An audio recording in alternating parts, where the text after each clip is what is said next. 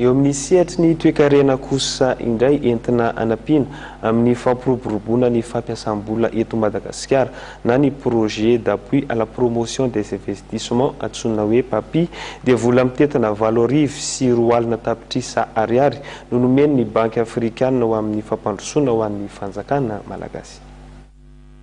Vola mitentina 7,4 tapitrisa ariary avy amin'ny Banky Afrikana ho amin'ny fampandrosoana entina matsina tetikasa entina anapina fampiroboroboana ny fampiasam-bola eto Madagasikara na ny projet d'appui à la promotion des investissements antsoina hoe PAPI.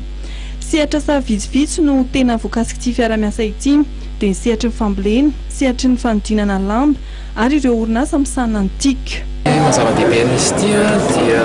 fampiroboroboana fiantsoana ny mpampiasa vola eto Madagasikara. Ny tena nifatoana voalohany izy dia ny ao amin'ny textile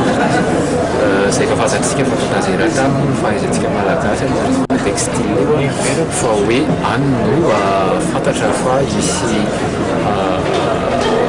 asa vaovao aingana be azo foronina eto Madagasikara. Fa mahasahana ny sehatra hafa ihany koa izy toy ny fambolena, ny fizahantany ny tombotsoana amin'ny malagasy mazava ho azy dia ny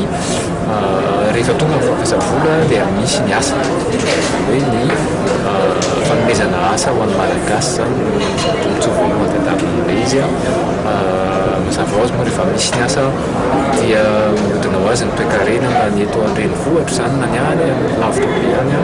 rehefa samy manana asa ny olona dia afaka manao fizahantany afaka mihinana